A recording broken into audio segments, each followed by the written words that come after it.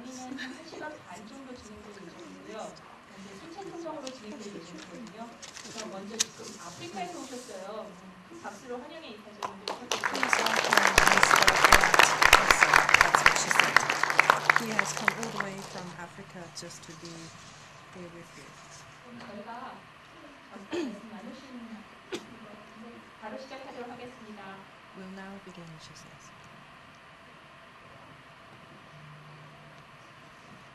Good afternoon, ladies and gentlemen. Thank you very much for coming. I would like to welcome you all and to extend my greetings and my thanks to the Goethe Institute, to the Swiss Embassy, and also and very much, of course, to the cinema that made all this possible, including my exhibition. 네, 안녕하세요 여러분. 오늘 이 자리에 오신 거 정말 환영한다는 말씀 드리고 싶고 또 이 자리에 오셔서 감사하다는 말씀도 드리고 싶습니다. 우선 저는 강의를 시작하기 전에 괴테 인스티튜트의 관계자 여러분 그리고 스위스 대사관 또 한국영상자료원의 모든 관계자분들께 감사하다는 말씀 드리고 싶습니다. I would like to show you a film by the end of this speech. It's about 10 or 12 minutes long. It is composed of photographs. There are many more photographs than you can see in the exhibition out there. There are about 110 photographs. I hope you will enjoy that. But before that, I will tell you a little bit about my work. And also, if you have any questions, please do not hesitate. Just put up your hand and ask. 네, 강연 끝날 무렵에 제가 동영상을 여러분께 보여드리고 싶은데요. 그 동영상에는 제 사진 한 101점 정도가 나옵니다. 그래서 이 작품전 여기에 전시되어 있는 작품보다 훨씬 더 많은 그런 작품을 보실 수가 있고요. 보고 즐기셨으면 좋아하셨으면 좋겠습니다. 그리고 제가 강연을 하는 도중에 뭐 질문이라든가 물어보고 싶은 거 있으시면 주저하지 마시고 손을 들어주시면 제가 최대한 답변을 드리도록 하겠습니다.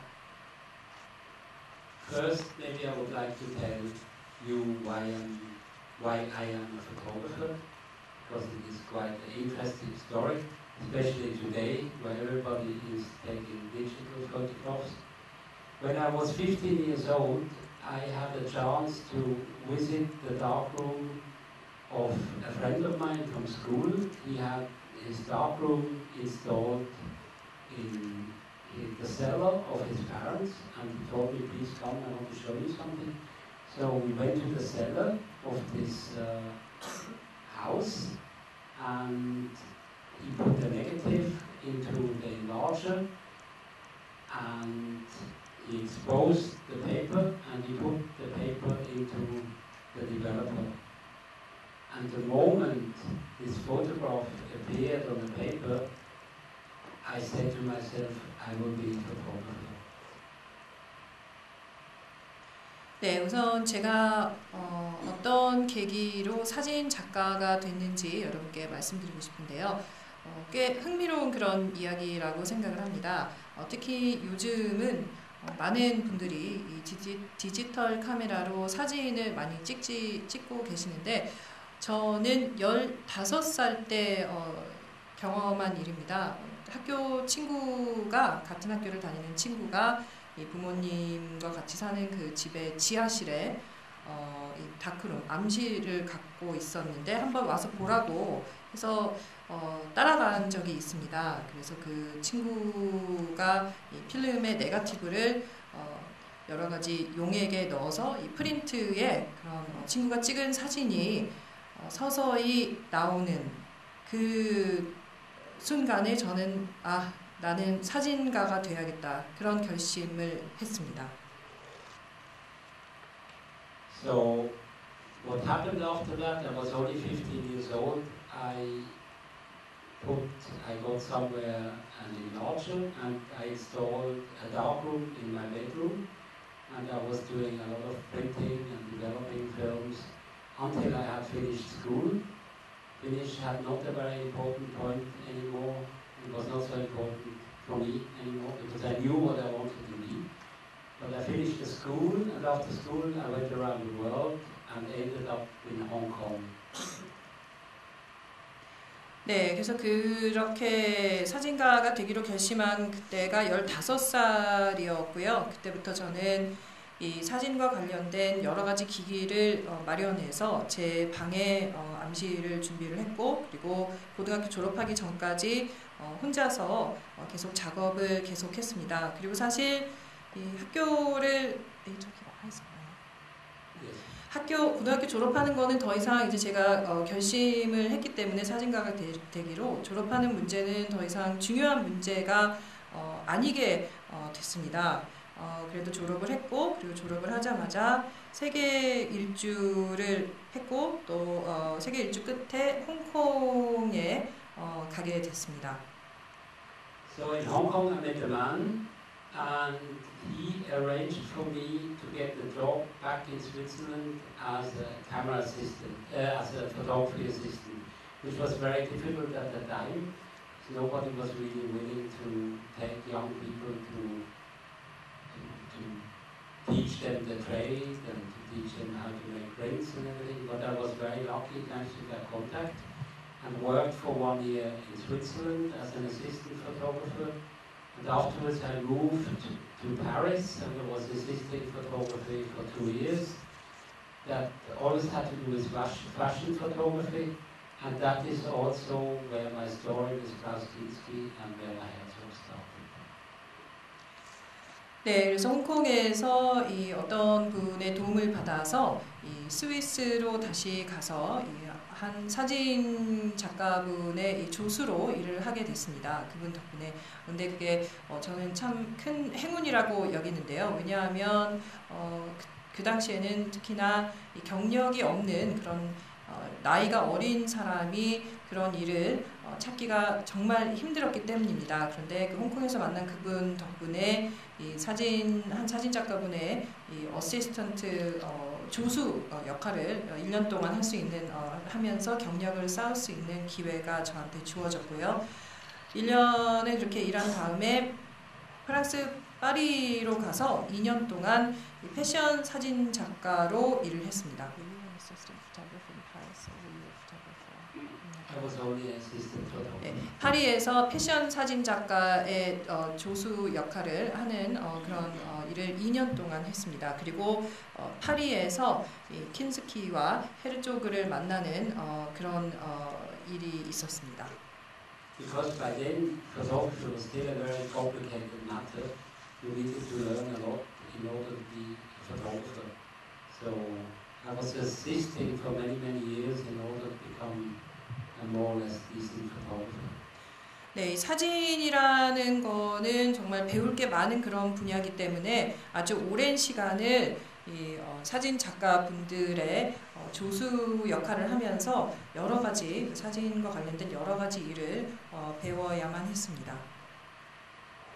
So then one day when I was working in Paris, I was in the front of a movie house and it said Avire Werner Herzog, a film by Werner Herzog with Klaus Kinski. And I did not know Werner Herzog, or maybe only a very little bit, and Klaus Kinski also a little bit, so I maybe I've heard of him something, but I haven't really seen their films.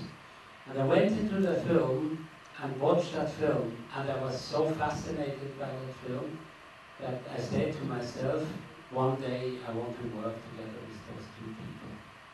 네, 그렇게 파리에서 일하던 중에 어느 날 이 극장 앞에 서 있었는데 그 극장의 간판에 이 아기레라는 영화라고 써 있었고 거기 밑에 베르네 헤르조그 그리고 클라우스 킨스키라고 써 있었는데 그들에 대해서 거의 아는 게 거의 없었습니다. 뭐 클라우스 킨스키 이름 뭐 한두 번 정도 들어봤을까 뭐 그 정도였고요. 더군다나 뭐 영화는 본 적도 없었는데 그래도 그 영화를 보러 들어갔습니다. 극장에. 영화를 본 후에는 정말 그들의 그 작품 세계에 완전히 매료가 돼서 언젠가 그 두 사람들과 같이 내가 꼭 작업을 작업을 같이 하겠다 이런 결심을 하게 됐습니다.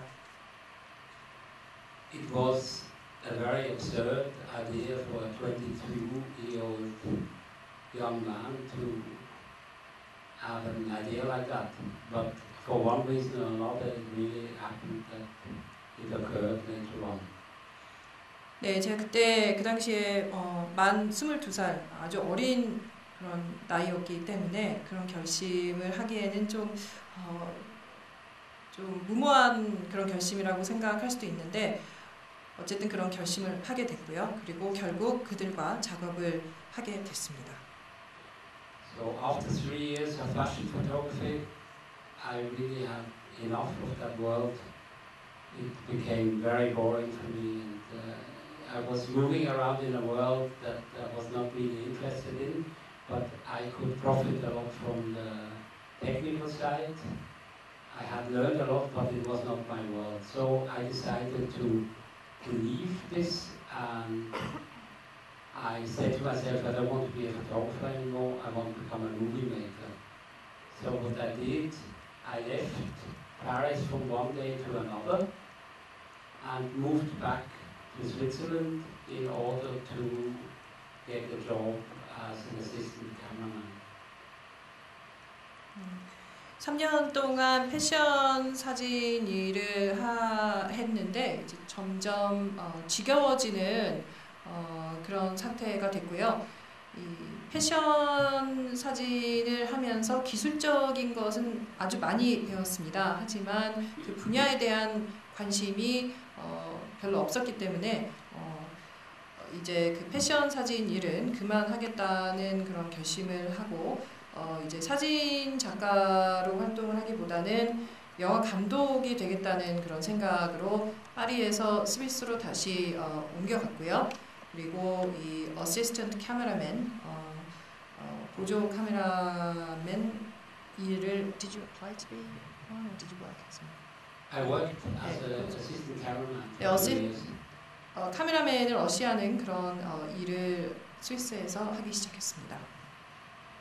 Then after 2 years, the situation in the Swiss movie business was not so good anymore, so I moved to the United States and was enlisted at the Cooper Union to learn more about filmmaking. And by the end of my stay, I saw a newspaper, a picture newspaper in New York, which I bought, went back to Europe and decided to make a newspaper for Switzerland, a photography newspaper. That came out later on under the name The Village Cry and became a very kind of a newspaper that people really liked to look at, and it was like my first step into a different world that became very, very interesting for me later on. 네, 그래서 2년 동안 그 일을 스위스에서 했는데 이 스위스 영화계가 상당히 이렇게 경기가 안 좋은 그런 분위기가 돼서 미국으로 옮겨갔습니다. 그래서 미국에서 쿠퍼 유니언이라는 곳에서 영화 작업을 했는데 어느 날 이 뉴욕에서 이 사진을 기반으로 한 그런 신문을 사서 보게 됐습니다. 사진이 많이 나와 있는 그런 신문이었는데 그 신문을 보고서 이제 스위스에 가서 그런 비슷한 이 사진이 많이 나와 있는 그런 신문을 창간하는 그런 계기가 되었습니다. So after 3 issues, we decided to make a film issue, and a friend of mine called from Paris and said, Klaus Kinski is making a film in Paris. Why don't you come and cover Klaus Kinski for your magazine? So I took the night train, went to Paris, went to Sigma, tried to get the permission to go on the film set, but they said no, it's impossible. You're not allowed to go on that film set. So, but I wanted to have that story. 네, 그렇게 이 신문을 발간해서 3호까지 나왔는데요. 4호는 영화에 대한 그런 영화에 대한 토픽으로 만들기로 결심을 했는데 클라우스 킨스키가 프랑스에서 영화에 출연하고 있다는 그런 소식을 듣게 됐습니다. 그래서 프랑스로 건너가서 영화가 촬영되고 있는 그 현장에 가서 취재를 하려고 시도를 했는데 이 현장에 접근이 어렵다는 거부를 당했습니다. But the very good thing was that the director of the film was a fashion photographer before, and I had worked with him in Paris for 1 year. So I had a very good connection from another side. Even as Sigmar said no, I called, Just Jacquin was his name, I called him up and said, can you bring me to the film set? And the film set was 60 kilometers out of Paris, and we drove up to the castle. And shortly before we came into, he said, now we have to change a bit, and he put me under the cover of his dog, because there was, because there was high security on that castle. So he put me under the cover of the dog, and like this we drove into the castle, and I was in there, and it had 2 different wings. One wing where they shot the film, and the other wing where Klaus Kinski was at. Cover of his dog, I don't understand. Like a blanket? A in the blanket. cover? Sorry. That's funny. 네, 그렇게 그 촬영 현장에 접근하는 것과 관련해서 거부를 당했지만 한 가지 너무 다행스러웠던 일은 그 영화의 감독이 이전에 제가 패션 사진 일을 할 때 같이 일을 하던 전직 패션 사진 작가 분이셨습니다.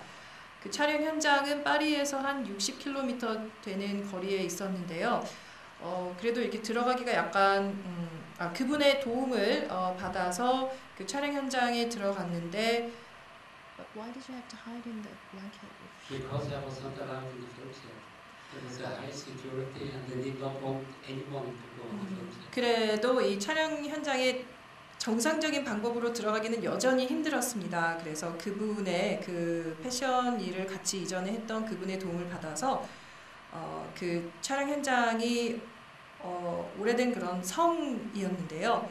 그분 차에 그분이 키우던 그 애견이 덮던 담요 같은 게 차 안에 있었습니다. 그래서 그 강아지를 덮는 그 담요 밑에 제가 숨어서 몰래 그 촬영 현장인 그 성 안으로 들어갈 수 있었습니다. So Just he brought me into the room. The room was in that castle was about as big as the cinema, and in the very end was Klaus Kinski. And we came in, and he presented myself. He said that this is the press photographer. He wants to make a story of you, and off he was. And I was all by myself together with Klaus in that room. And he was in a black tuxedo. You will see the photographs later on. And then I knew now you really have to react very fast, because like you have heard the stories about him. So what I did, I took the paper I had by Village Cry, 1 issue before, and I showed it to him like this. Mr. Kinski, would you like to be on the cover of this magazine? And then he took the magazine and he looked at the magazine very carefully. About 15 minutes it took him to look at that magazine. 네, 그 성 안에 어떤 방에서 처음 이 클라우스 킨스키를 만나게 됐는데요. 그 방의 크기가 상당했습니다. 지금 여러분이 앉아 계시는 이 상현관만한 그런 크기였는데 이쪽에서 들어가니까 저쪽 끝에 클라우스 킨스키가 서 있었는데요. 검은색 턱시도를 입고 있었습니다. 그리고 저를 그 성 안으로 데리고 들어간 그분은 여기 프레서라는 사람인데 당신에 대해서 당신을 취재하고 싶어 한다. 그 말만 하고 그 방에서 얼른 나가버렸습니다. 그래서 제가 혼자 그 킨스키와 함께 그 방 안에, 그 거대한 방 안에 있었는데 빨리 행동을 취해야 된다는 생각을 했습니다. 잠시 후에 제가 그 클라우스 킨스키가 그 검은색 턱시도 입고 있는 그런 사진을 좀 이따 보여드릴 텐데요. 그래서 제가 빨리 그 빌리지 크라이라는 제 신문, 제 잡지를 킨스키한테 보여주면서 이 잡지 표지에 당신의 사진을 실을 수 있을까요? 라고 하면서 그 이미 발간된 그 잡지를 드렸더니 클라우스 킨스키가 한 15분 동안 아무 말 없이 그 잡지를 처음부터 끝까지 조용히 봤습니다. 읽었습니다. So Kinski finishing, looking at the magazine, folds it together, and he looks at me and he said, "Only on the cover?" 네, 그렇게 15분 동안 조용히 그 잡지를 본 후에 클라우스 킨스키가 하는 말이 표지의 사진만 내고 그게 다냐 그렇게 말을 했습니다. So he agreed, and we photographed for the whole day, and I came back with a beautiful portfolio that was published in the Village Guide then, and then I didn't hear from him for 5 years. But I already had half of the wish to work together with Klaus Kinski and Werner Herzog was already fulfilled. So for one reason and another, it was made possible that I could work together with him. But this is only half the story so far. 네, 그래서 그렇게 킨스키의 동의를 얻어서 그날 하루 종일 사진 촬영 작업을 해서 저는 이 킨스키를 담은 그런 아주 아름다운 포트폴리오를 완성할 수가 있었습니다. 그리고 결국은 이 빌리지 크라이의 클라우스 킨스키가 나오게 됐고요. 그 후에 5년 동안 연락이 끊어진 상태였지만 제가 그 마음먹었던 그 베르너 헤츠옥하고 클라우스 킨스키와 같이 작업을 꼭 하겠다 그런 결심의 반은 이루어졌던 거니까 저는 상당히 그런 행복한 마음이었습니다. So we continued doing this newspaper for 1 more year. Then the money was running out. Then I got an offer to become a creative director in an advertising agency in the east here in Bangkok. So I worked there for 2 years. After that, I went back via India. I went back to Europe and worked for 1 year in different fields in photography until early 1981. Then everything became another big twist in my life. 네, 그래서 저는 이 빌리지 크라이라는 이 잡지, 신문을 그 후로 1년 동안 계속 발간을 하다가 작은 문제로 그만하게 되었고요. 그 다음에는 태국 방콕에 있는 한 광고 에이전시에서 2년 동안 일을 했습니다. 그 후에 인도를 거쳐서 다시 유럽에 돌아와서 이 사진의 여러 분야에서 작업을 했고요. 그리고 1981년 초에 저한테 또 다른 상황이 일어나게 됐습니다. In early 1981, I read in the Tagesanzeiger, this is one of the magazines in Sweden.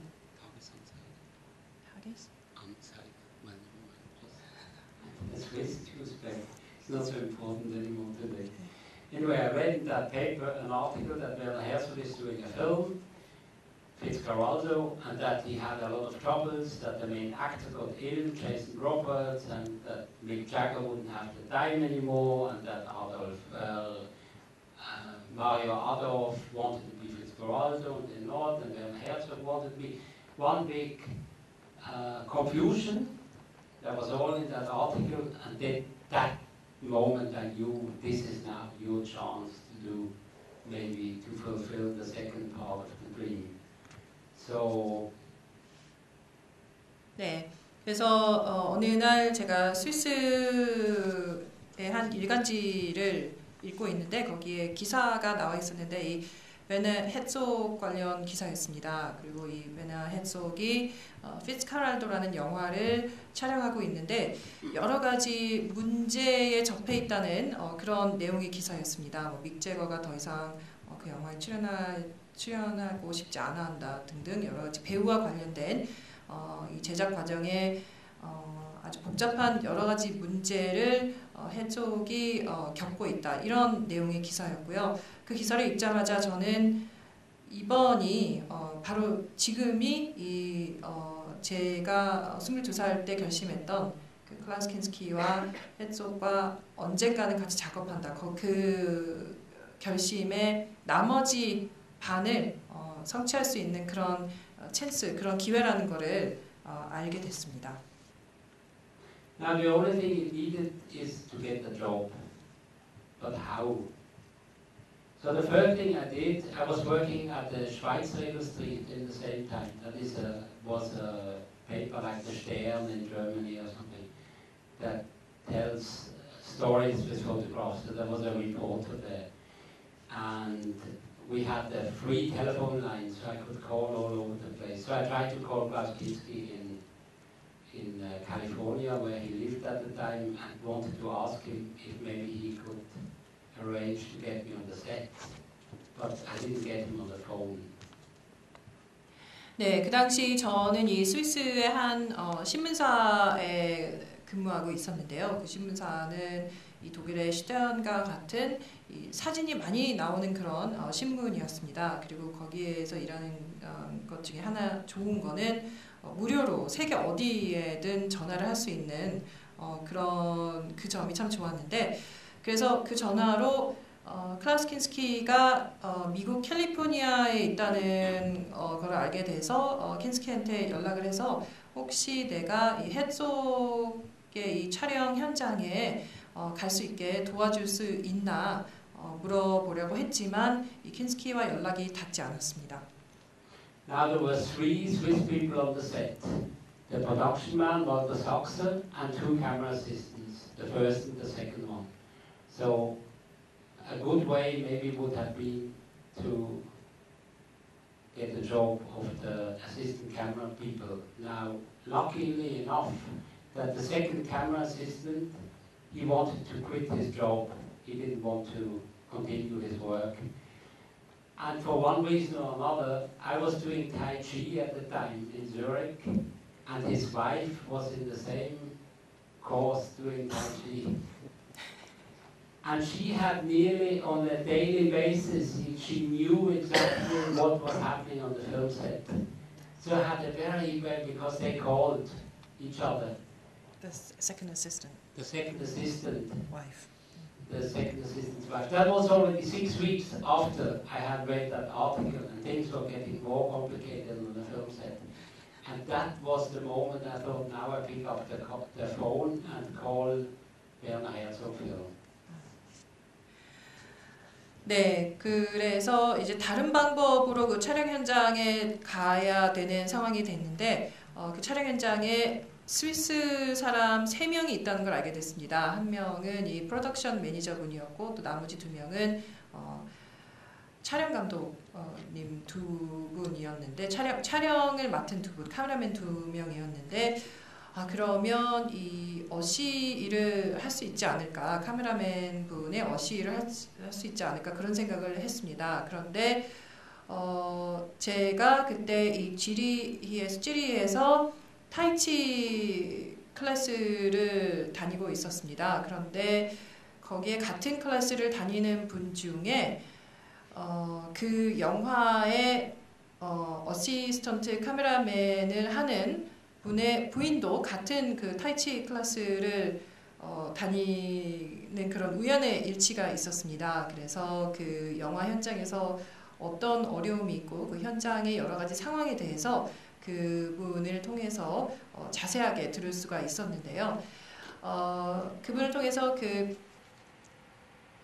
그 당시에 일하고 계시던 그 어시스턴트 카메라맨이 이제 더 이상 그 일을 하고 싶지 않다는 것도 알게 됐습니다. 그래서 이제 바로 이게 내가 그 촬영 현장에 갈 수 있는 그런 기회가 아닐까 이런 생각을 하게 됐고, 그 사이에 시간이 꽤 많이 흘러서 제가 맨 처음에 그 기사를 읽은 지 이제 6주가 지난 그런 시점이었습니다. So I called Luis Stipetic, who is the brother of Werner Herzog in Munich, because Werner was still in Peru on his way to California to try to get Klaus Kinski as an actor. So that all happened at the same time, so the timing was somehow perfect. So I called him, and he said, yes, what would you like to, who are you, this and that. And then I said, well, I'm a photographer. I would like, maybe I heard, yes, this and that. He said, where do you know that from? I said, well, you know, this and that. And then I said, but I'm also a camera assistant. He said, oh, that sounds interesting to us. Give us your telephone number. So they put down the telephone number and sent me some work that you've done so we can look at the work. So what I did, I sent the village bride to him with clouds on the cover and the beautiful photographs in the inside. And then I didn't hear from them for 6 weeks. 네, 그래서 제 기회가 바로 그때라는 거를 직감으로 느끼고 이 헤르족의 He's a younger brother. 동생, 남동생의 연락처를 알게 돼서 그분이 그 당시에 독일 뮤니크에 살고 있었는데 그분한테 연락을 했습니다. 그런데 그때 그 시점에는 이 헤르족이 페루에서 클라우스 킨스키에게 이 피츠카랄도라는 영화에 출연해달라고 설득하기 위해서 이 캘리포니아로 이동하고 있는 바로 그 시점이었는데요.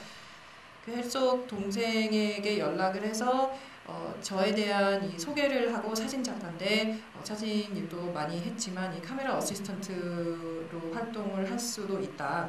카메라 어시스턴트 경력도 있다. 이렇게 저에 대한 소개를 했습니다.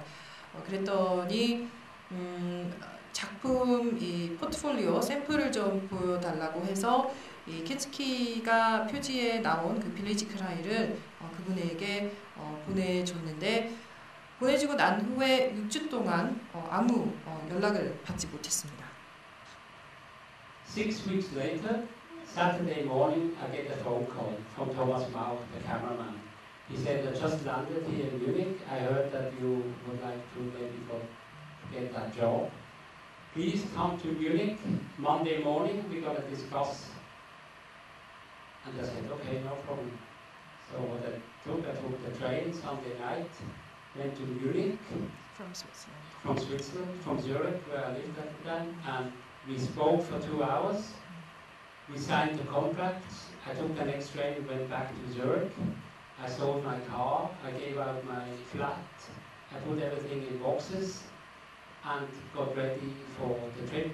And Thursday I was already in Miami with my equipment, the films I needed and everything, and that's where I met Werner Herzog for the first time.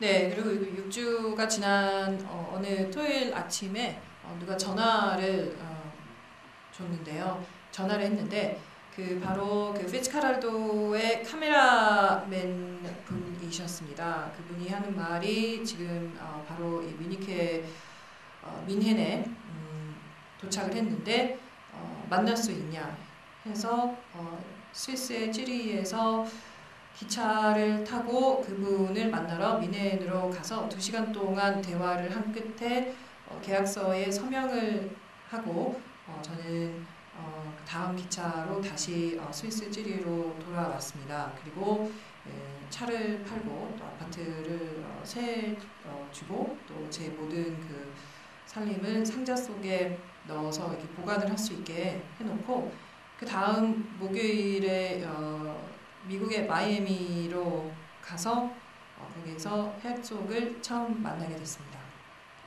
The first meeting with Werner Herzog was very, very strange. I would like to say just before. And Werner, of course, did not know that I desperately wanted to work together with them since Agire, so he had no idea about that. But the meeting was like that. The plane from Miami to Iquitos was about 2 or 3 hours late, and we had to wait for a long time, and we were sitting around in the VIP lounge, and Werner, he said, Guten Tag, mein Name ist Werner Herzog. That was it. He didn't say anything more. For the 3 hours he didn't say a word. And that was very strange for me, I must say. Because I don't know, maybe I thought maybe I had done something wrong or something. So I was very, how do you say, confused about this. 네, 이 헤르족과 첫 만남은 정말 이상했다고 할 수 있는데요. 저는 22살 때부터 이 아기레 영화 본 때부터 계속 이 헤르츠옥과 같이 작업을 하는 걸 오랫동안 기다려 왔지만 헤르츠옥은 그런 상황에 대해서 몰랐죠. 그런데 이 마이애미에서 이키토스로 가는 그 비행기가 2-3시간 정도 이 딜레이가 되는 상황이었습니다. 그래서 계속 같이 있어야 했는데 헤르츠옥은 안녕하세요. 내 이름은 헤르츠옥입니다. 이 말을 하고 그 2-3시간 동안 다른 아무 말도 하지 않았습니다. 그래서 제가 그 시간에 내가 잘못했나? 어떻게 된 거지? 그래서 계속 여러 가지 생각이 머릿속에서 계속 나고 있었고 그분은 아무 말도 안 하고 가만히 계시는 그런 좀 이상한 상황이었습니다. So finally we got into the plane, much later than we thought. And then Werner said, beginning to Platz here, please have a seat next to me. Next to him.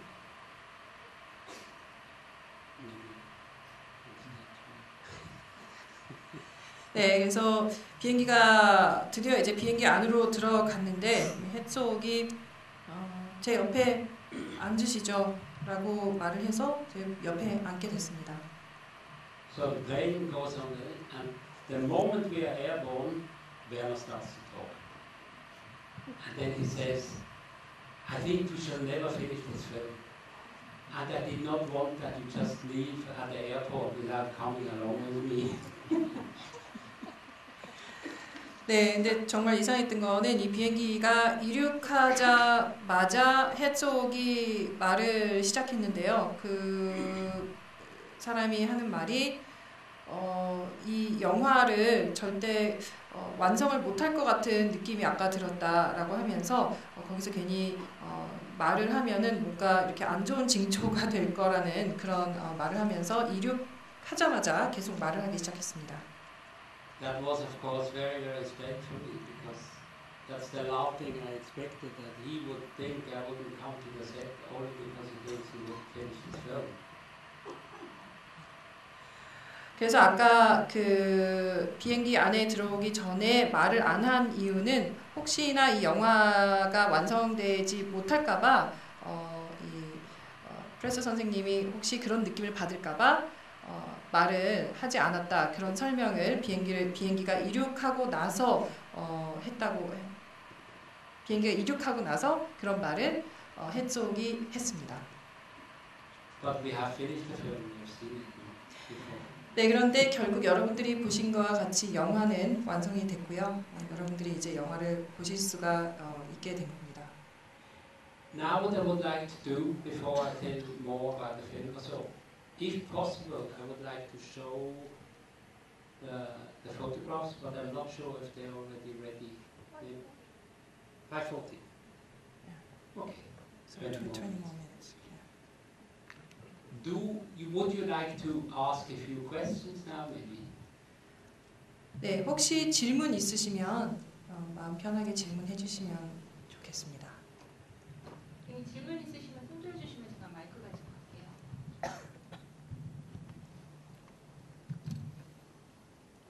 If not, I can also continue telling you some stories. if you 질문 wish. 없으시면 계속 이야기를 이어 나가겠습니다.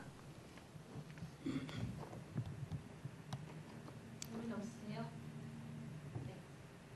Many men are Herzogs in here. 여기 헤르츠옥 감독과 같이 말씀이 별로 없으신 것 같네요. 질문이 있는데요. 영어로 말할까요? 네, 네. 상관없으세요. 네, 저는 그냥 되게 조그만 질문인데, Just a little question. 그 되게 두려움이 없이 막 하고 싶은 걸 찾아가시는 것 같은데, 그 전화번호는 어떻게 찾으셨으면 그 카메라 어시스턴트 하는데 페이는 된 건지 아니면 그냥 그런 거 상관없이 있는 거 다 팔고 가신 건지 그냥 궁금합니다. So it's just a little question. It seems to me that you had no fear whatsoever in pursuing your dreams, in pursuing your goals, You mentioned a few times phoning different people, very famous people. How did you get hold of those phone numbers? And also, you mentioned that you sold your car and rented out your flat and so on. When you worked as a camera assistant, did you get paid Paid for what? for your work? You mean Work as when you Yes, worked as a yes. camera assistant? this firma Herzog? 헤르족과 같이 일할 때 그때 그 카메라 어시스턴트 그거 말씀하신 건가요? Yes, yes. She says yes. Yes, I was paid.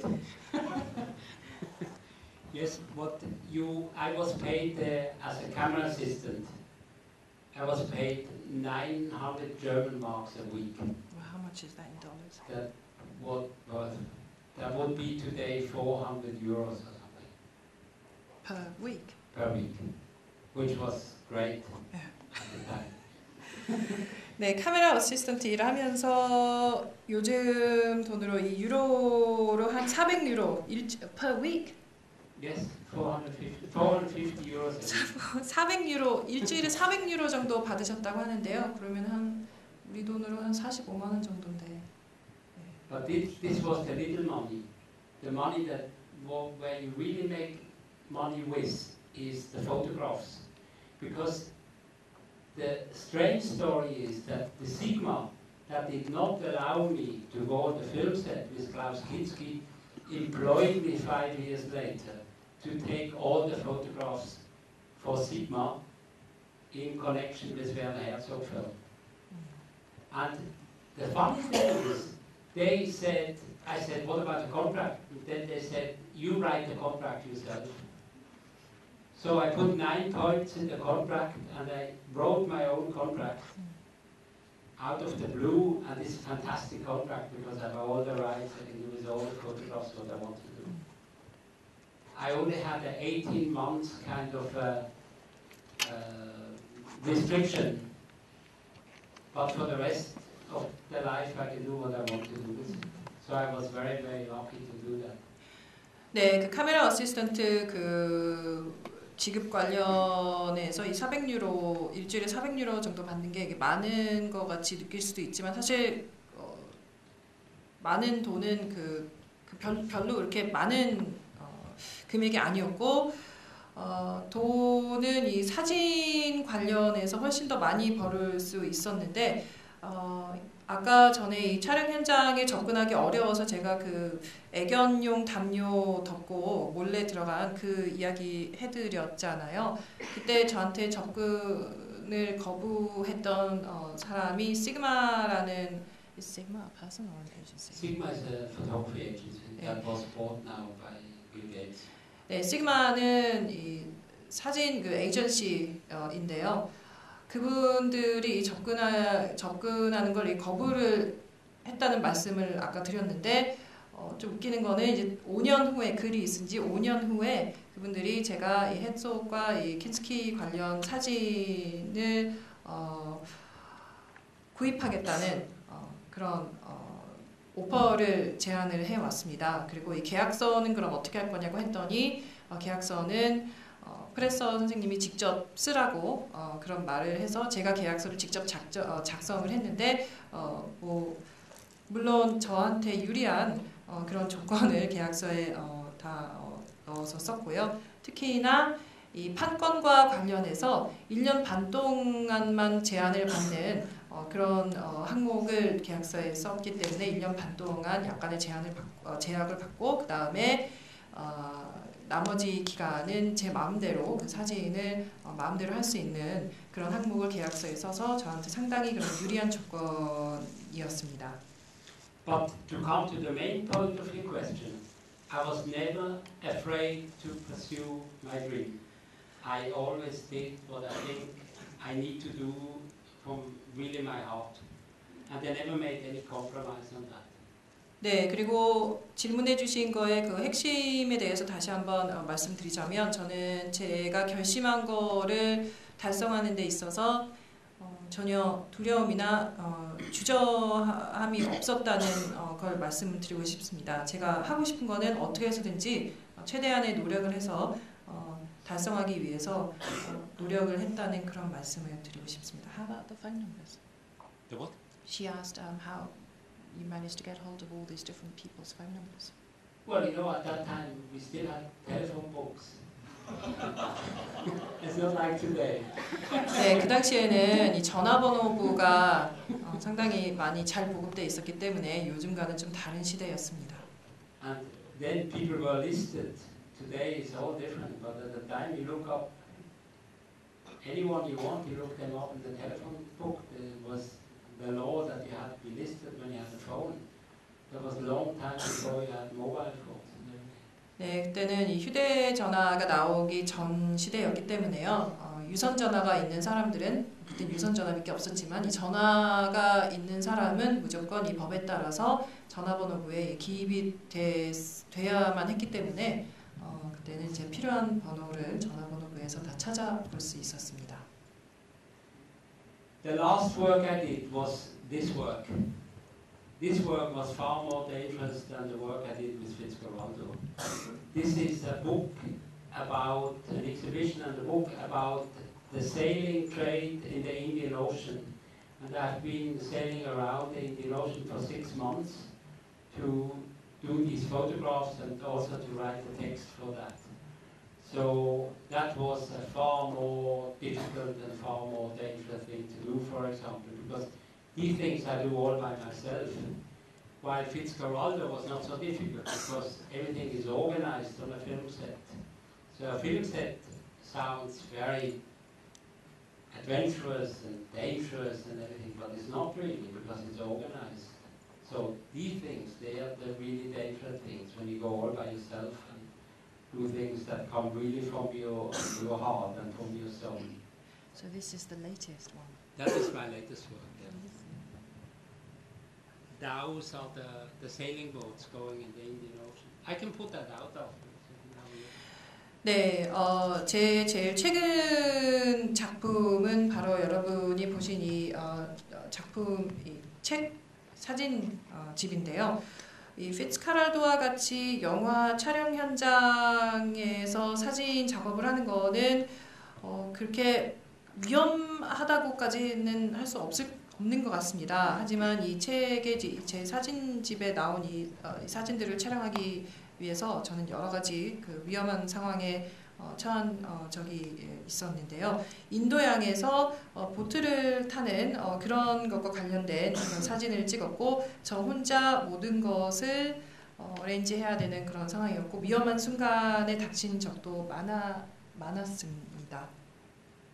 여러분들이 원하시면 제가 잠시 후에 이 책을 여러분들께 보여드리겠습니다. Now I'd like to tell you another very interesting story. Because today we know all we have digital cameras in your phone and everything. You put it in your card reader and you send it from here to Alaska and back to Europe, whatever. Everything is possible. At the time, it was really difficult to get a film being processed, working in Peru in the jungle, and going and coming back. I would like to tell you how this is done, because it's quite interesting, maybe for you to know. So what we did. 네, 그래서 제가 네, 제가 또 하나 여러분들이 꽤 흥미롭게 생각하실 만한 그런 이야기를 하나 해드리고 싶은데요. 요즘은 다들 이 디카로 사진을 촬영을 많이들 하시잖아요. 그래서 사진을 여기서 찍어서 알래스카까지 바로 순식간에 보낼 수 있고 그런 환경인데 제가 작업을 할 때는 이 필름으로 사진 작업을 했기 때문에 예를 들어서 뭐 페루 정글에서 촬영을 하면은 그 사진을 현상하는데 여러 가지 상당히 복잡한 그런 과정을 겪기도 했습니다. 그래서 그 과정에 대해서 약간만 말씀드리겠습니다. So I was not only the second assistant cameraman, I was also the material assistant. That is a work, an additional work that you have to do, because we were only 2 assistants operating sometimes 4 cameras at a time. What's a material assistant? What kind of job is it? That's material assistant. That is actually a job on the set, but since we were so few, Working with props? No. Getting the film material. 아, The film material.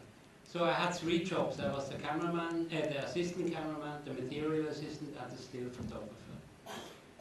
Which was a bit difficult because Klaus always wanted to have his photograph taken, and Thomas Mauch wanted to have his material ready, everything. So you had to go around and back and forth. And this is during Fitzcarraldo. That's your. 네, 피츠카랄도를 촬영하면서 저는 이 보조 카메라맨 역할만 한 게 아니라 이 스틸 사진을 찍는 그런 역할, 그리고 머티리얼 어시스턴트라는 그런 일도 했는데요. 이 머티리얼 어시스턴트는 이 필름과 관련된 이 영화를 찍는 데 필요한 그런 필름을 준비하는 그런 일이었습니다. 그래서 저는 그 촬영 현장에서 3가지 일을 한꺼번에 수행했습니다. So the first thing, the difficult thing was to keep the material dry, and the humidity in the tropical rainforest is very, very high because it rains very often. So what I did, I took a card box like that, big like that, and I put a bulb in there that was shining 24 hours a day in order to keep the material dry. 네, 근데 이 필름과 관련해서 아주 중요한 거는 그 정글의 습도가 정말 높기 때문에 이 필름을 건조하게 유지하는 게 상당히 중요했는데요. 그렇게 하기 위해서 상자에 그 필름을 넣어서 전구를 24시간 그 상자 안에 켜놓기로 했습니다. So this was the film material as well as the photography material. Now, when that was all together and an aeroplane came in, because we commuted by small airplanes, we gave the material, we put it in a bag like this, and we gave the material to the pilot.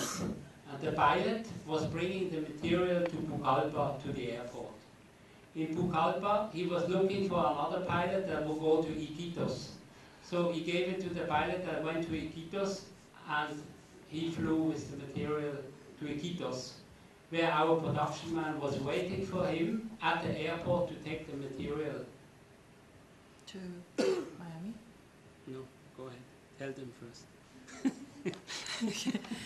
네, 그래서 이 촬영용 필름 그리고 또 스틸 사진용 필름 둘 다 그 전구가 켜져 있는 24시간 전구가 켜져 있는 그 상자에 보관을 했고 촬영이 끝나면 비행기로 이동을 했는데요. 그 조종사분한테 직접 그 필름을 줬습니다. 그리고 조종사가 푸칼파라는 데로 가서 거기서 또 다른 비행기 조종사를 만나서 그분은 그걸 가지고 이키토스로 또 이동을 했습니다. So afterwards, now comes the funny part of the story. The production man waited for the next flight to Miami, and then he went to the airport, and then he said, "Oh, this gentleman looks nice with his tie. I think I can trust him." He went up to him and said, "Excuse me, are you going to Miami? Would you mind to take this bag along, please?"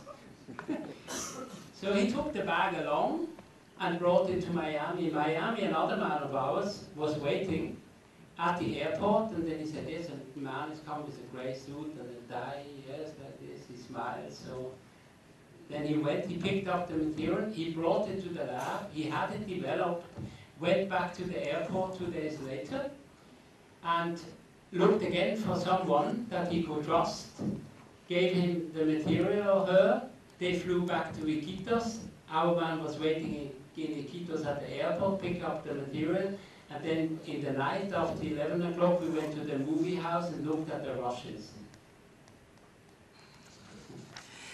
네, 그래서 이키토스에서 우리 영화 제작 관계자가 이 마이애미 쪽으로 가는 비행기를 탈 사람들 중에서 좀 약간 믿을 만하게 생긴 그런 승객을 찾아서 가방을 주면서 부탁을 했습니다. 이거를 마이애미 공항까지 좀 가져다 달라고. 그래서 되게 양복을 입고 좀 믿을 만하게 보이는 그런 분을 저희가 선택을 해서 그분한테 부탁을 해서 그분이 그 가방을 가지고 마이애미 공항에 내려서 기다리고 있는 저희 영화 관계자에게 그 가방을 줬고요.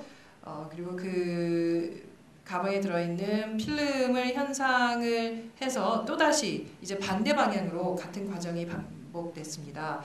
그 현상된 거를 가지고 마이애미 공항에 가서 또 이키토스로 가는 비행기 타는 분들 중에서 좀 믿을 만한 분을 찾아서 그분한테 이 가방을 다시 전달해서 좀 부탁한다고 이키토스의 저희 영화 관계자분이 그 가방을 다시 받아서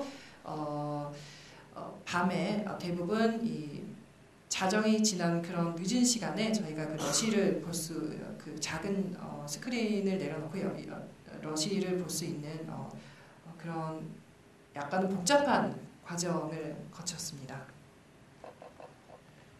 Now I think we have talked enough. We would like to show you some pictures now. It's about 10 minutes. If afterwards you still have questions, please ask. Or if you want to have more stories, you can ask too. I have many, many more, but I don't want to to overdo it. 네, So, 이제 제가 네, 이제 제가 좀 말씀 많이 들은 것 같으니까 제 그 동영상을 잠시 보여드리고 그리고 보신 후에 저한테 혹시 질문이 있으시면 마음 편히 저한테 질문을 주시면 답변을 해드리겠습니다.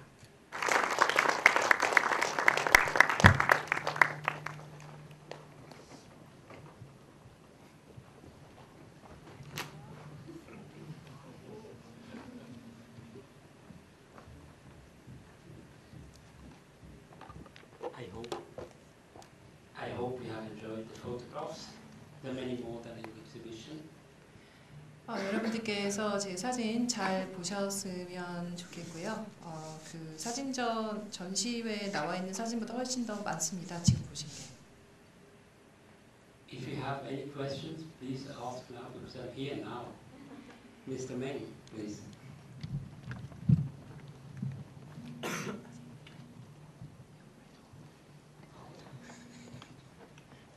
안녕하십니까.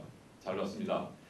그 마이애미에서 페루로 가는 비행기에서 피츠카랄도라는 영화가 못 끝낼 것 같아서 얘기를 못했다고 해야 쪽 감독이 그랬는데 피츠카랄도 촬영을 가서 직접 경험해 보니까 왜 그런 말을 했는지 어느 정도 아셨는지 그리고 무슨 침으로 인해서 못 끝낼 것 같다는 그 영화를 끝낼 수 있었는지 또 한 가지 질문은 상당히 오랫동안 그 이후에 헤르초그 감독하고 작업을 하셨는데 보통은 헤르초그 감독이나 클라우스 킨스키나 다 광기에 사로잡힌 사람, 뭐 그런 어려운 사람, 어려운 감독, 힘들게 일하는 감독으로 알려져 있는데 본인이 보시는 헤르초그 감독은 어떤 사람이었는지 얘기해 주시면 고맙겠습니다. Thank you so much. I really enjoyed looking at your photos.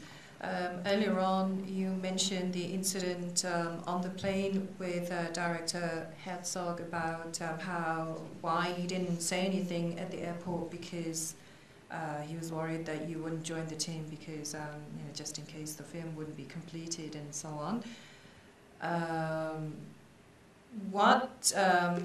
How do you think the film came to when you actually joined the team on the set in Peru? Did you feel, could you see for yourself why Herzog said such a thing?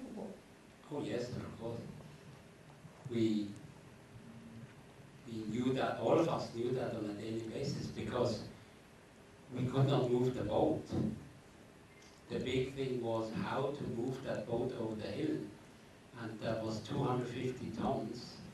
It was incredibly difficult because since the filming has been postponed for 3 months, the rainy season started. So we had to face rain nearly on a daily basis. That means the boat was always sinking down the mud and we couldn't move it. And it took 6 weeks to make the first yards up the hill. So this was the main reason why we thought, all of us, we thought we will never bring that boat over the hill because it was so difficult. And we had so many different teams. We had teams from Germany, teams from Brazil, teams from different advisors and everything, and nobody was able to move that boat. 네, 그 영화 관련해서 여러 가지 어려움을 매일매일 겪었고요. 정말 힘든 상황이었습니다. 특히 이 배를 언덕 위로 옮기는 작업이 가장 힘들었는데요. 그 배 무게가 250톤이 넘었기 때문에 정말 그 작업이 너무너무 힘들었고 촬영이 3개월 정도 지연되면서 이 장마철이 됐습니다. 그 말은 이 배가 옮긴 만큼 다시 이 진흙 때문에 조금씩 내려갔다는 말인데 몇 미터 옮기는데 6주 정도 걸린 그런 어려운 상황이었습니다. 그리고 또 한 가지 어려운 거는 팀이 독일 팀도 있었고 브라질 팀도 있었고 너무나도 여러 팀이 함께 작업을 하는 그 상황도 상당히 힘들었습니다. And he actually asked 3 different questions. So the second question is, what do you think? What kind of power do you think helped the film to be completed? So the film did get completed. So what do you think was the thing that helped? Well, it's the film very to be easy to completed? explain. After nothing worked, Walter Sachse, who was our production manager, he flew to Lima and he was hanging around the harbor in Lima for 2 or 3 days, and he was watching the workers there. And then he saw 2 workers that he really thought these are the 2 people to do that. And he took the 2 people, he asked them, he made a contract with them or whatever, and he flew them into Camisea, and 3 weeks later the boat was over the hill. They were really people that really, a very slim one, a very fat one. So they really knew how to do, and it was a miracle for us. But these people that just came to say we have to do like this, like that, like this, and they made it possible to bring the boat over the hill. 네, 여러 가지 방법을 다 시도했는데 아무것도 되지가 않았는데 결국은 이 말터 삭서라는 영화의 프로덕션 매니저분이 리마로 비행기를 타고 리마로 갔습니다. 그리고 거기에 있는 항구에서 한 2-3일 정도를 있으면서 그 작업을 하는 인부들을 지켜봤는데 거기서 제일 잘하는 2명의 인부를 그 촬영 현장으로 데리고 와서 결국은 그분들이 한 분은 아주 극도로 마르고 한 분은 상당히 많이 뚱뚱한 그런 분이었는데 그분이 촬영 현장에 와서 3주 후에는 in 3 weeks, right? In 3 weeks. 3주 후에 결국 그 배가 언덕 위로 올라갈 수 있게 됐습니다. And the last question. Now, let me a little detail here in order for you to understand. Now, how it was made. There is what you don't see in the film. There's a big caterpillar behind, What? and a caterpillar. A caterpillar is a working machine that they meet in the caterpillar. Now, what they did, they bought a caterpillar. They bought in Miami, and they took it apart. They put it in boxes and flew it into Iquitos, and then they took these boxes and put the different boxes in different planes and flew them up to Pucallpa. Then they assembled everything and put the caterpillar together again and put it on a chopper. And it took them 3 weeks to go up to Camisea. And once it was in Camisea, they wanted to take it off, and then it fell into the Amazon. So it took 2 more weeks to get it out of the Amazon. Just to give you an idea, like how things went in order to get it over the hill. So this was before these 2 people came. 네, 그 리마 항구에서 찾은 그 인부들이 오기 전에 저희가 어떤 그런 어려움이 있었는지 한 가지 예를 들어드리자면 이 카터필러라는 이 코끼리차 같은 그런 기기가 있습니다. 그 기기를 마이애미에서 구입을 해서 이동하기 좀 쉽도록 그걸 다 낱개로 조립을 다 풀어서 상자에 넣어서 그 촬영 현장으로 옮겨 왔는데 다시 조립을 해서 이제 그 기기를 사용해서 배를 옮기려고 시도를 하는 순간 그 캐터필러 그 기기가 정글로 빠져버렸습니다. 그래서 못 쓰게 되는 그런 경험도 했는데요. 그 정도로 그 정글에서 촬영을 하는 작업이 정말 너무 어려웠다는 그런 어려운 상황이었습니다. And the last question was, you worked with Herzog and you worked with Kinski. Both men have this reputation of being very crazy, obsessive, and so on. What was Herzog like? Was he as crazy as people think he is? Well, you know, what is crazy to start with? That is one thing. And the other thing is, like, I have experienced Werner Herzog in many different periods of his life.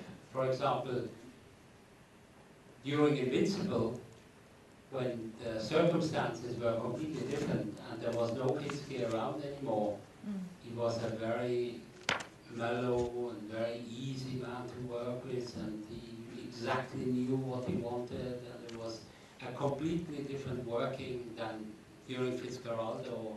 The most difficult time to work with him was during Copa Verde, because Klaus Kinski was really going berserk. But this is always different how it reflects to yourself. I mean, the two, they had a lot of problems with themselves, but me, on the other hand, I had no problem with neither of them. I didn't have problem with Kinski, I also didn't have problem with Herzog. Contrary, sometimes I was the person that was trying to... Sometimes Werner came to my house and said, could you go talk with Klaus? He's like very difficult to get along with. And then sometimes I tried to do this link between. So for me it was completely different than it was for them. 네, 우선 이 광기라는 게 과연 뭔지 한번 우리가 생각해 봐야 될 것 같고, 저는 이 헤rzog의 여러 시점에 그분이 이제 젊었을 때도 같이 일을 했고, 그리고 인빈시블과 같이 최근에도 같이 일을 했는데, 저는 킨스키나 이 헤rzog 두 분과의 관계에 있어서 아무 문제가 없었습니다.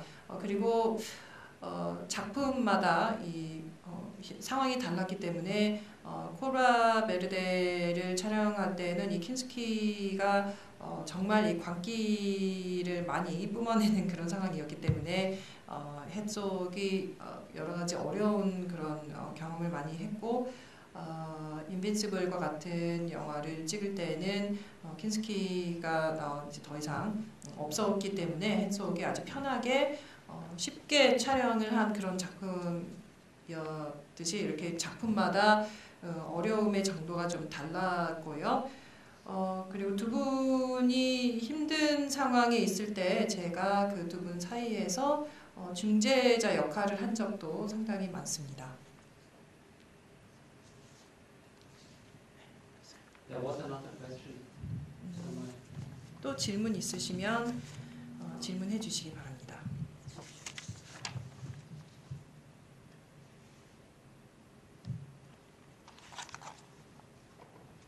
저는 영화를 좋아하는 학생인데요. 사진도 마찬가지고 영상도 마찬가지라 생각하는데 본인이 원하는 순간 장면을 어떻게 하면은 잘 담아낼 수 있는지 비결 좀 알려주시면 감사하겠습니다.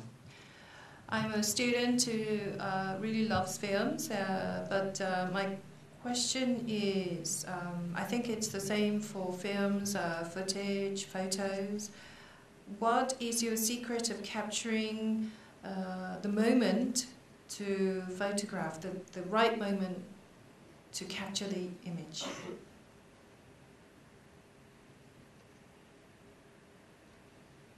Well, I think you have to be, while you go on the shoot, if it is now on a film or like on a boat, whatever you do, you have to be fully aware of what you want to do, and you have to have sort of a concept before what you like to capture.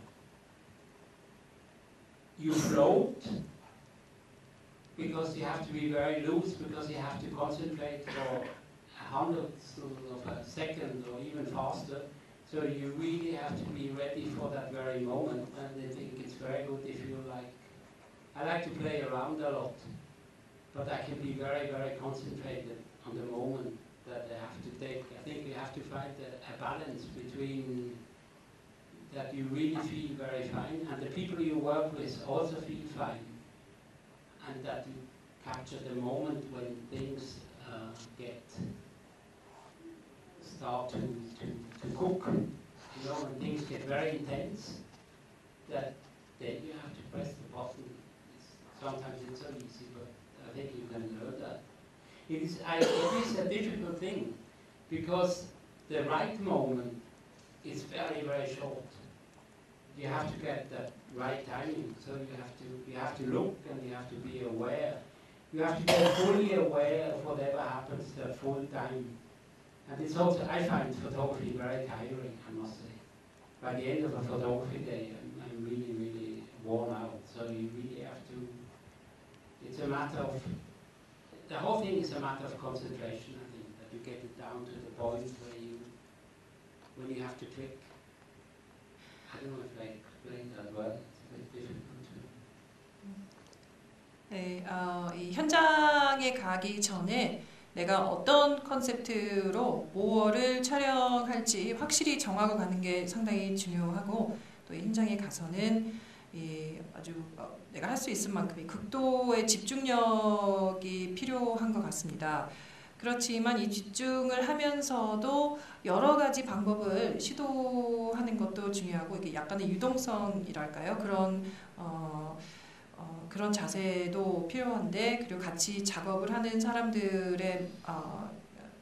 사람들이 편하게 해줄 수 있는, 그들이 편할 수 있게 해줄 수 있는 그런 능력도 중요하고, 또 나 자신도 편하게 느끼면서 대신 극도로 집중을 해야 되는 그런 여러 가지를 한꺼번에 여러 가지 자세를 한꺼번에 갖고 있어야 되는 그런 어려움이 있고, 내가 딱 원하는, 내가 캡처하고 싶은 순간은 아주 짧습니다. 그래서 그 순간이 왔을 때 놓치지 않고 그 버튼을 누르는 그런 능력이 필요하고, 촬영을 한 날은 정말 많이 피곤합니다. 그 이유가 아마 집중을 많이 해야 되기 때문에, 오랜 시간 동안 집중을 해야 되기 때문인 것 같습니다. 비결이라는 거를 알려드리기가 상당히 어려운 그런 부분인 것 같습니다. There's another question by Mr. Bon Chanko. I would quickly like to introduce him.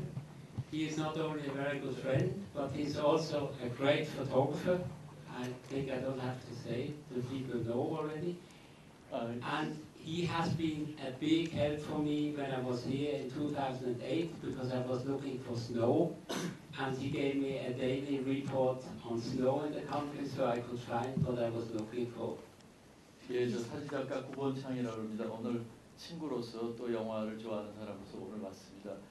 질문하기 전에 비트에 대해서 한 가지만 더 말씀드리고 싶으면, 2008년도에 제가 한 경험으로 비트의 성격을 여러분들이 더 이해하실 수 있을 것 같아서 잠깐 말씀드립니다.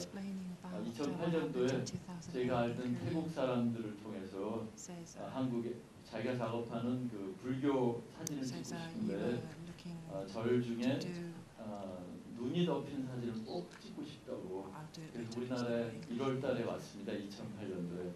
그런데 사실 저도 그때 바로 개인전을 준비하고 있을 때라 같이 갈 수도 없고, 그래서 어디쯤 눈이 올 것이다, 그런 일기예보를 매일매일 전해줬는데, 한국에 오자마자 사실 지리도 모르고 아무것도 모르는데 신흥사까지 결국 가서 자기가 촬영을 했고, 그 다음에 며칠 뒤에 제가 개인전을 부산에서 오프닝할 때였는데, 자세히 알려주지도 않았는데 부산에 오프닝 날 나타났어요, 밤에.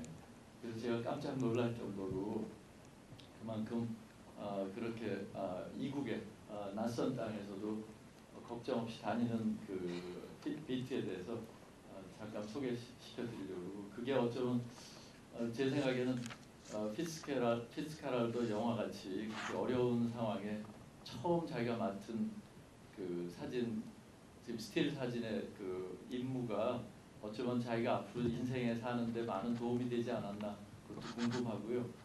그리고 혹시 저 앞에 책을 보여주셨는데 다음 작업은 뭔지 궁금해서 그것만 한마디 여쭤보고 싶습니다.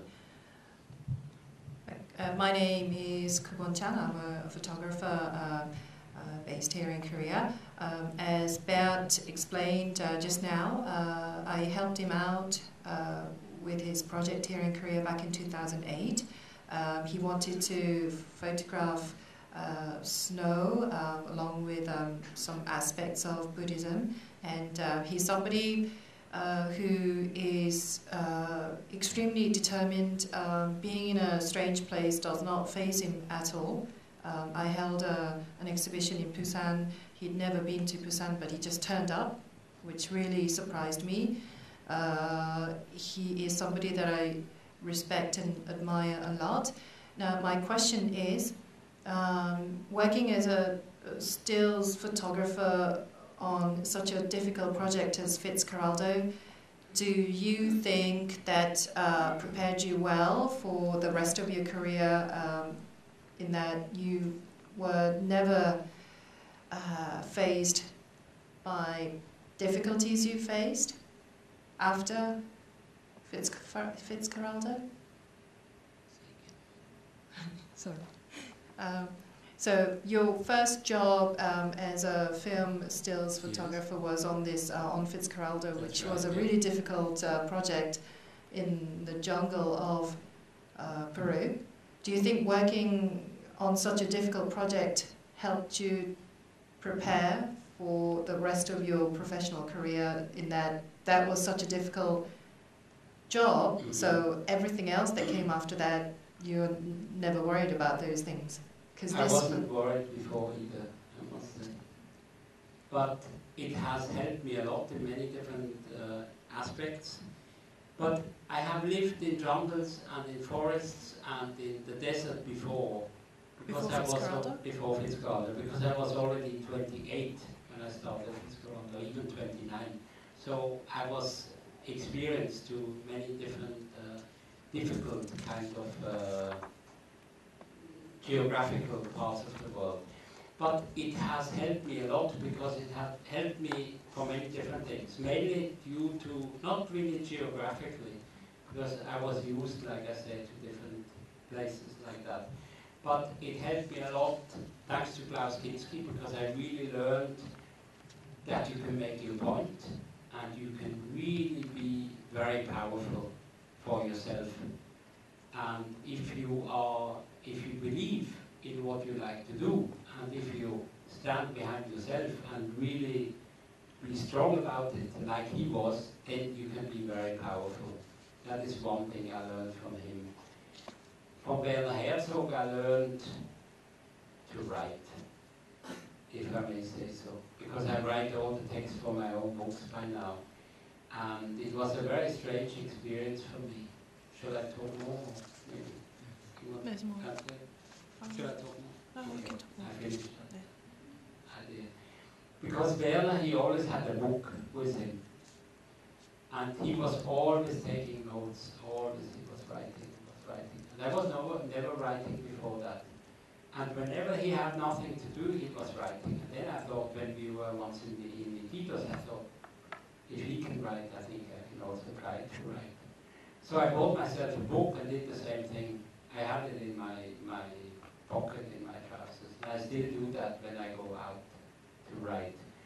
So I learned that it is very helpful that you put down the thoughts that you have, and that what you feel and see, that you put that on paper while you're on the spot.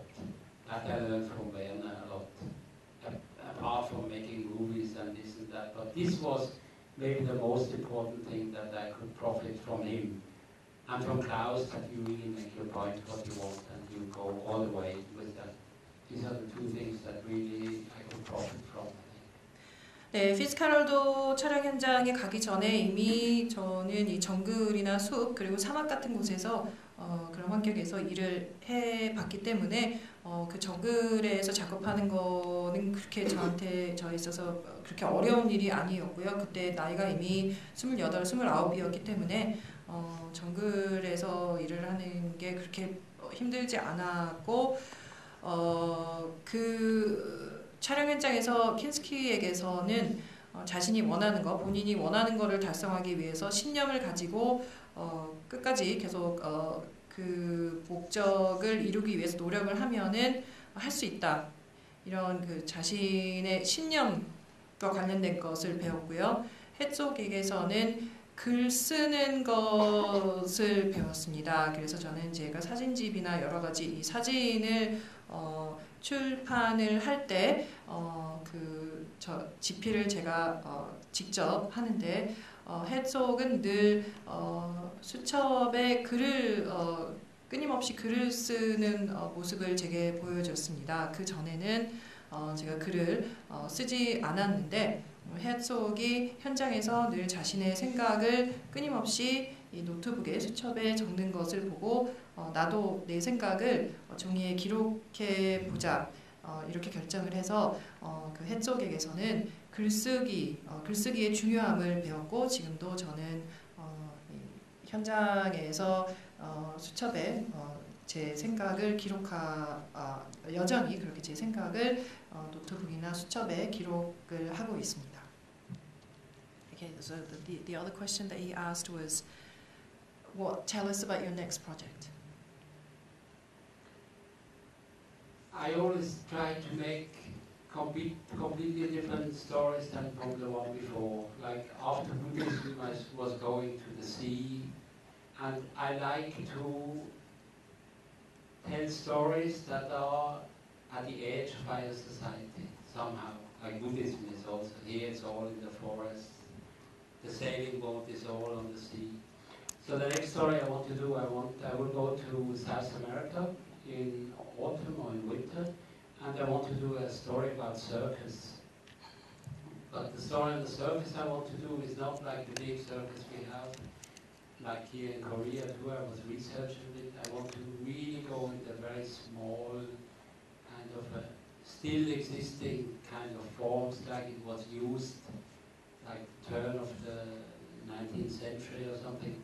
I already have written more or less the outline of the story. I exactly know what I want to do. I just have to find the photographs. So it's a story that I normally don't work like that, but for this time I want to work like that. I know exactly the layout, but I want to find the photographs, and I think I can find that. I will start in Colombia. 네, 저는 늘 그 바로 전에 한 프로젝트와는 완전히 다른 그런 성격의 프로젝트를 시도해 보는 걸 좋아합니다. 그래서 불교 관련 작품을 한 다음에는 바다와 관련된 프로젝트를 시작했고 이제 바다와 관련된 거가 끝났으니까 남아메리카의 가을쯤에 가서 이 서커스와 관련된 그런 사진을 찍으려고 하는데요. 저는 매번 이 소재는 바뀌지만 이 우리 사회의 약간 마진이라고 할까요? 끝부분에 있는 그런 것과 관련한 사진을 찍는 걸 좋아합니다. 그래서 이 서커스도 대형 서커스가 아니라 작은 서커스에 대해서 작업을 하고 싶은데 한국에도 이 대형 서커스가 꽤 있는 걸로 제 조사를 해봤더니 한국에도 이 대형 서커스가 꽤 많은 걸 알게 됐습니다. 근데 제가 하고 싶은 작업은 남아메리카의 이 19세기 후반 그런 분위기의 서커스인데요. 컨셉은 확실히 잡아놨습니다. 그래서 그 컨셉에 맞는 그 사진만 이제 찍는 작업만 남았습니다.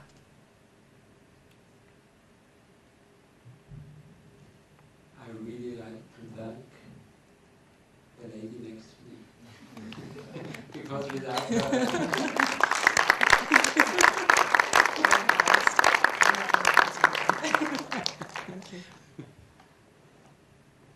and of course to all of you also that had the patience to listen to all these stories. Thank you very much. 네, 여러분 제 이야기 열심히 경청해 주신 거에 대해서 정말 감사하다는 말씀 드리고 싶습니다. 감사합니다.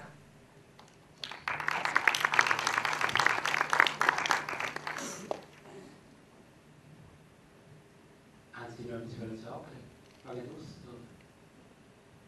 think you are invited. Maybe he wants to say something. Martin, Come to the front. Will you say something? A few words of welcome or something? Yeah, I would also like maybe to invite the people that have been inviting me to come here.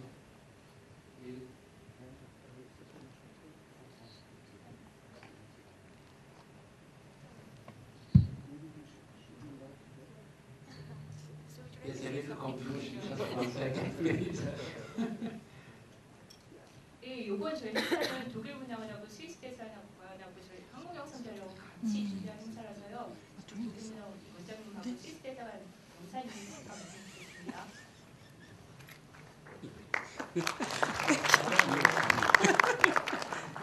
I don't know what he says.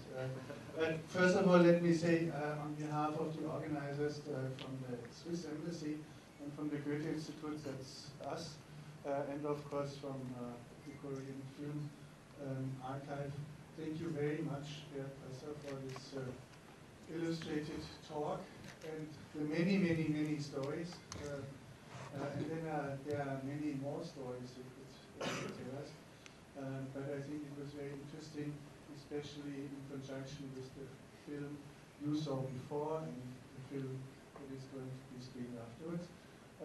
But for in between, I think the organizers would be extremely happy to invite you outside the cinema for some drinks and for further conversations with our guests. Thank you. 네, 저는 이 독일 문화원 그리고 스위스 대사관 또 물론 이 한국 영상자료원을 대표해서 베아트 클레서님께 정말 감사하다는 말씀 드리고 싶고요. 너무나 재밌는 이야기들을 해주셨고 또 특히 이 영화를 보고 나서 이야기를 들으니까 참 흥미로웠다는 그런 말씀 드리고 싶습니다. 그리고 이 강연이 끝나고 나서 이 바깥으로 가시면 저희가 약간의 다과를 준비를 해놨으니까요. 거기에서 또 대화를 이어갔으면 합니다.